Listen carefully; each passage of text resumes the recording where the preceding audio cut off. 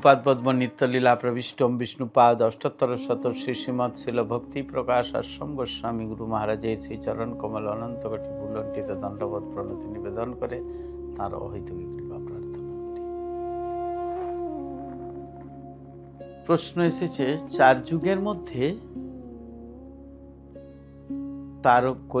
তারক ব্রহ্ম নাম সর্বশ্রেষ্ঠ কোন যুগে?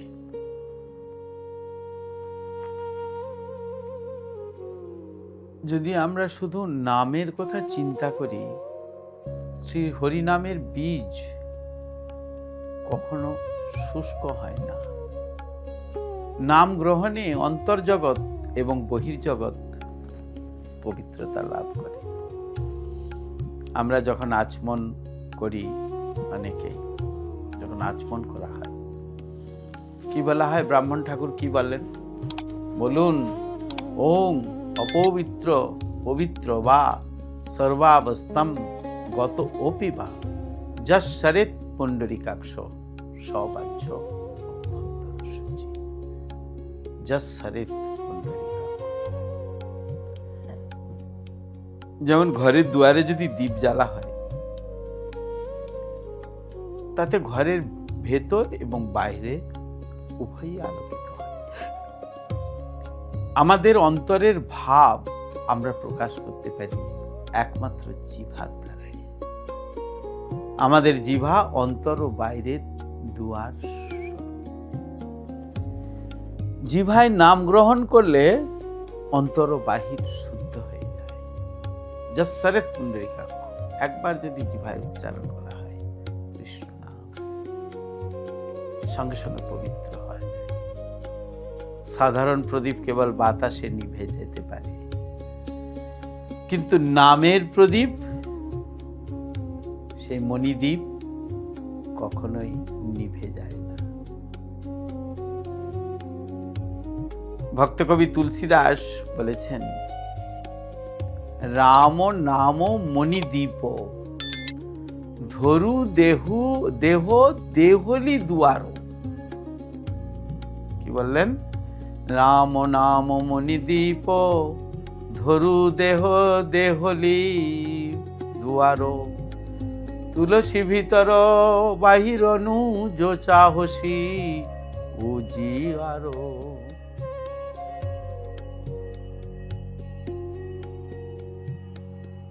যিনি যতটুকুই নাম করুন না কেন, তা কখনো ব্যর্থ হয় না। ভালো জীব কঠিন পাহাড়ের উপরে পড়লেও অনেক সময় অঙ্কুরিত হয় না, বীজ শুকিয়ে যায়। কিন্তু হরিনামের বীজ কঠিন পাষাণ সমহৃদয়ে পড়লেও শুকায় না, সেখানে অপেক্ষা করতে থাকে। পাহাড়ে শেওলা জমলে তখন বীজ অঙ্কুরিত হয়, তেমনি অতি কঠিন ভক্তিহীন হৃদয়ে যদি মহতের কৃপাবারি সিঞ্চিত হয়, তখন হরিনামের বীজ অঙ্কুরিত হয়ে তাকে প্রেমিক সাধকে পরিণত। প্রশ্ন যে কি কি কি কি সর্বশ্রেষ্ঠ কোন যুগের নাম? চারটি যুগে আগে প্রথমে জেনে নিতে হবে। চার যুগের প্রথমে সত্য যুগ, চারটি যুগ, সত্য, ত্রেতা, দাপর এবং কলি। এই চারটি যুগ, এই চারটি যুগ নিয়ে একটি মহাযুগ।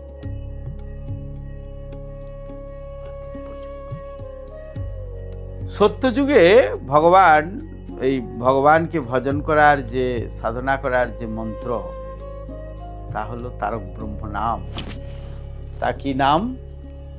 নারায়ণ পরা বেদা, নারায়ণ পরা খরা, নারায়ণ পরা মুক্তি, নারায়ণ পরা গতি।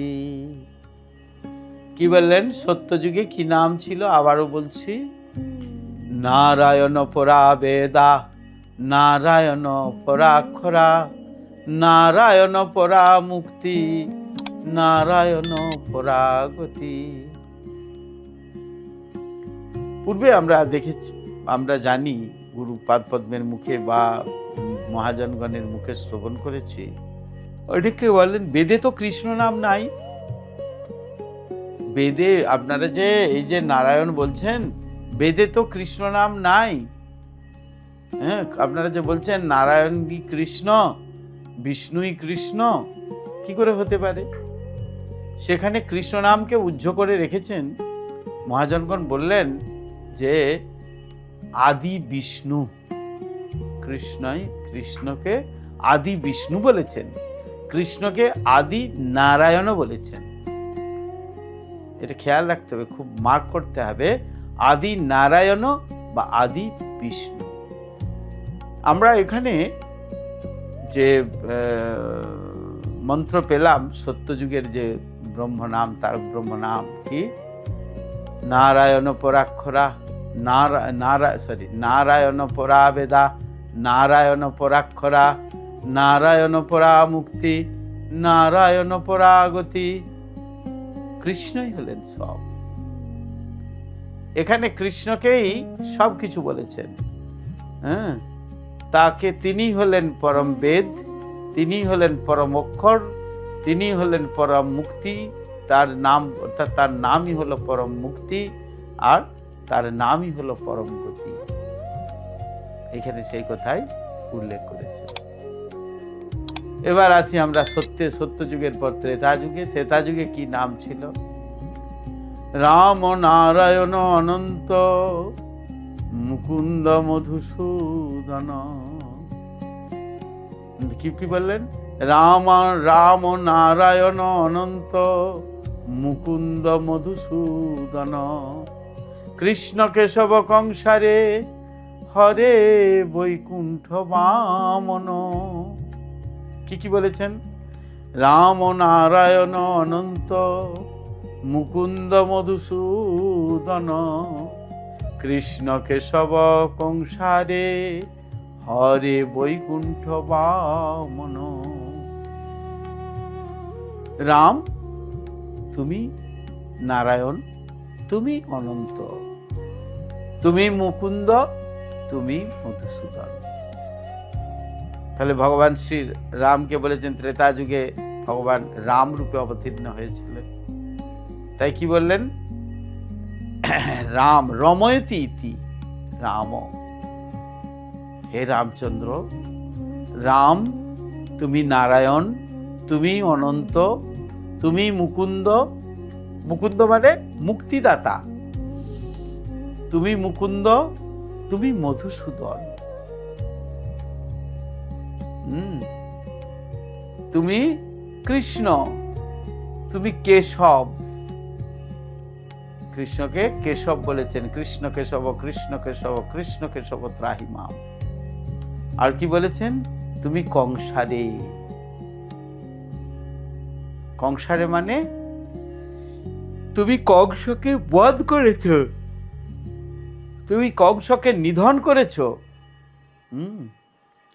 তাহলে কৃষ্ণ কেশব কংসারে হরে, তুমি হরি, তুমি হরি নাম গ্রহণ করেছ। তুমি গজেন্দ্রকে উদ্ধার করার জন্য তুমি হরি নাম গ্রহণ করেছ। তুমি ভক্তদের সমস্ত যত হৃদয়ের কুকামনা, কুবাসনাকে তুমি হরণ করে নিয়েছ। তাই তো তুমি হরি। তুমি বৈকুণ্ঠ বামন, তুমি বৈকুণ্ঠের বামন। এভাবে প্রার্থনা করেছেন কি বলে ত্রেতা যুগে। তাহলে সত্য যুগ গেল, ত্রেতা যুগ গেল, দাপর যুগ এলো এবার। কারণ সত্য যুগে অনেক আয়ু ছিল, 1 লক্ষ বৎসর আয়ু মানুষের। সকলে তারা জপ করতে পারত অনেক অনেক। ত্রেতা যুগে জপ করত এই মন্ত্র বলে, তখন ছিল 10,000 বৎসর আয়ু একটু মানুষ। দাপর যুগে একেবারে কমিয়ে দিলেন। দাপর যুগে কমিয়ে দিয়ে কি করলেন? একেবারে 1000 বৎসর করে দিলেন। কি বললেন দাপর যুগের? হরে মুরারে মধু কৈটব ভারে, গোপাল গোবিন্দ মুকুন্দ সৌরে। যজ্ঞেশ্বর নারায়ণ কৃষ্ণ বিষ্ণু নিরাশ্রয়ং মাং জগদীশ্বর রক্ষ। অনেক বড়, কিন্তু খুব সুন্দর কথাটি। কি বললেন, কি বলেছেন? হরে মুরারে মধুকৈটব ভারে। হে হরি, হে মুরারি, তুমি মধুকৈটব নামক অসুরকে নিধন করেছ। গোপাল গোবিন্দ মুকুন্দ সৌরে। আহা, কি সুন্দর নাম। যজ্ঞেশ্বর নারায়ণ কৃষ্ণ বিষ্ণু নিরাশ্রয়ং মাং জগদীশ্বর। এইভাবে প্রার্থনা করেছেন দাপর যুগে। আমরা জানি কৃতে যোদ্ধায়ত বিষ্ণু ত্রেতায়াম যজত মুখই দাপরে পরিচর্যায়াম। এবার আসবে কলি, কলৌ তধরি কীর্তনা। কলিযুগে হরে কৃষ্ণ কৃষ্ণ কৃষ্ণ হরে হরে, হরে রাম রাম রাম হরে। খুব সুন্দর, এটি খুব সুন্দর প্রার্থনা। নামের অর্থবাদ করা যায় না, তবু শ্রীল গুরুদেব বলতেন এই নামের মাধ্যমে প্রার্থনা ভগবানের চরণে শ্রীমতী শ্রী শ্রী পরম পুরুষোত্তম ভগবান শ্রীকৃষ্ণ, তিনি পরম পুরুষোত্তম ভগবান শ্রীকৃষ্ণ, তিনি সর্ব আকর্ষক। সমস্ত জীবের চিত্তকে যিনি আকর্ষিত করেন, তাই তিনি হলেন সর্ব আকর্ষক। হে পরম পুরুষোত্তম ভগবান শ্রীকৃষ্ণ, হে সর্ব আকর্ষক,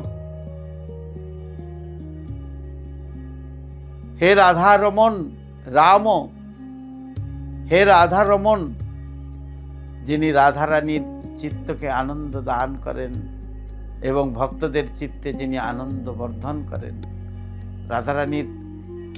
রাধারানীর আনন্দ যিনি বর্ধন করেন, তাই তো তিনি রাধারমন। হ্যাঁ, তাই তিনি কি বললেন? রাম। তারপর কি বললেন? হরে রাম। তারপর কি বলেছেন?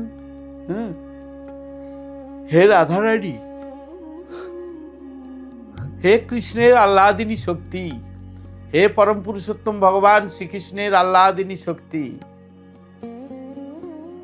আমাকে যুগল সেবায় নিয়োজিত করো, তোমাদের চরণ যুগল সেবায় নিয়োজিত করো, তোমাদের যুগল সেবায় নিয়োজিত করো। তাহলে সহজেই আমরা বুঝতে পারছি সর্বশ্রেষ্ঠ তারক ব্রহ্ম নাম কোনটি? মহাপ্রভু যা দিয়ে গেছেন, হরে কৃষ্ণ কৃষ্ণ কৃষ্ণ হরে হরে, হরে রাম রাম রাম হরে হরে। মহাপ্রভু যে এই নাম দিয়ে গেলেন, এই নামটি হলো সর্বশ্রেষ্ঠ। এটা আমরা সব থেকে বুঝতে পারি, এটি হলো কলিযুগের তারক ব্রহ্ম নাম। হ্যাঁ, কেউ তারক ব্রহ্ম নাম বললেন, আর এটিকে মহামন্ত্র বলেছেন, মহাপ্রভু মহামন্ত্র বলেছেন। তাই এই নাম জপ করলে আমাদের জীবের চিত্তের যত মলিনতা সব দূরীভূত হয়ে যায়, সব নষ্ট হয়ে যায়। মহাপ্রভু তিনি নিজ মুখে বলেছেন, চেত দর্পণ মার্জনম ভব মহা দাবাগ্নি নির্বাপনম শ্রেয় কৈরব চন্দ্রিকা বিতরণম বিদ্যাবধূ জীবনম আনন্দাম্বুধিবর্ধনম প্রতিপদম পূর্ণামৃত সাধনম সর্বাত্মস্নপনম পরম বিজয়তে শ্রীকৃষ্ণ সংকীর্তনম। তোমার চিত্তরূপ দর্পণকে মার্জন করো। অনেকগুলো জন্ম তোমার চিত্তকে আকর্ষণ করেছে, ময়লা পড়েছে, একেবারে বিশাল ময়লা স্তর পড়েছে, আর সেই ময়লা স্তরটাকে তুমি পরিষ্কার করবে কিসের দ্বারা? একমাত্র পরম বিজয়তে শ্রীকৃষ্ণ সংকীর্তনম। আর এই শ্রীকৃষ্ণ সংকীর্তন করলেই তুমি কি করতে পারবে? শ্রীকৃষ্ণ কোন নামে ডাকবে? এই হরে কৃষ্ণ মহামন্ত্র বলে তুমি রাখো, এই হরে কৃষ্ণ মহামন্ত্র বলে তুমি উচ্চারণ করো, তাহলেই তোমার কি হবে? আনন্দাম্বুধিবর্ধনম। তুমি সাধারণ আনন্দ নয়, আনন্দ সাগরে নিমজ্জিত হতে পারবে। আর আনন্দ সাগরে নিমজ্জিত হয়ে কি হবে? প্রতিপদম পূর্ণামৃত সাধনম, প্রত্যেক পদে পদে, প্রতিটি পদে পদে তুমি পূর্ণ অমৃত আস্বাদন করবে। যদি একবার এই অমৃত, যেমন জগতের, যেমন দেবাসুর এর কি বলে, সমুদ্র মন্থনের পর দেবাসুরকে করার জন্য, কি বলে, ভগবান অমৃত প্রদান করার জন্য তিনি নিজে মোহিনী রূপে অবতীর্ণ হয়ে এসেছিলেন। এসে তিনি কি করলেন? এসে তিনি দেবতাদের মধ্যে অমৃত বন্টন করে দিয়েছিলেন। আর অমৃত বন্টন করে দেওয়ার পরে অমৃত আস্বাদন করেছিলেন, তারা কি হয়েছিলেন? অমরত্ব লাভ করেছিলেন। আমরা যাই, গেলে দেখতে পাই বৃন্দাবনে একটি বৃক্ষ, সেই অমৃত নিয়ে আসছিলেন, অমৃতের ভাণ্ড একটি নিয়ে আসছিলেন একটুখানি, কি বলে, গরুড় দেব। আর গরুড় দেব বসেছিলেন একটা বৃক্ষে, সেই বৃক্ষটার নাম হলো কদম্ব বৃক্ষ। আর সেই কদম্ব বৃক্ষের চড়ে শ্রীকৃষ্ণ সেইখান থেকে ঝাঁপ দিয়েছিলেন এতে, কি বলে, যমুনার জলে, যেখানে কালীয় নাগ ছিল। আর সেই বৃক্ষটির উপর একটুখানি সেই অমৃত গরুড় দেব আনতে আনতে সেখানে বসেছিলেন, আর বসে একটুখানি পড়েছিল অমৃত। আর সেই অমৃত পড়েছিল, তাই বৃক্ষটি এখনো অমর হয়ে আছে। আজ সেই দাপর যুগ থেকে সেই কদম্ব বৃক্ষটি এখনো আছে। তাই আমরা যদি একবার কেউ সেই অমৃত, কৃষ্ণ ভাবনার অমৃত, যা হলো নেকটার, আমরা গ্রহণ করতে পারি, then will go back to God head, এবং আনন্দ সাগরে নিমজ্জিত হতে পারবো। এই জগতে কোনো আনন্দ নেই। এই জগতে যে আনন্দ আছে, সে আনন্দটা নিছক একটা জড় আনন্দ। তাই এর থেকে দূরীভূত হয়ে যদি চিন্ময় বস্তু লাভ করতে চাই, চিন্ময় আনন্দ লাভ করতে চাই, তাহলে আমাদেরকে এই কলিযুগে যে তারক ব্রহ্ম নাম দিয়েছেন, হরে কৃষ্ণ কৃষ্ণ কৃষ্ণ হরে হরে, হরে রাম রাম রাম হরে হরে, এই মহামন্ত্র জপ করলেই আমরা উদ্ধার লাভ করতে পারবো। মহাপ্রভু কি বলেছেন? কি ভোজনে, কি শয়নে, কি বা জাগরণে, কিরকম সুলভ করে দিয়েছেন। তাই আসুন আমরা সকলে সেই হরে কৃষ্ণ মহামন্ত্র জপ করি নিষ্ঠাভাবে, অন্তরের অন্তঃস্থল থেকে।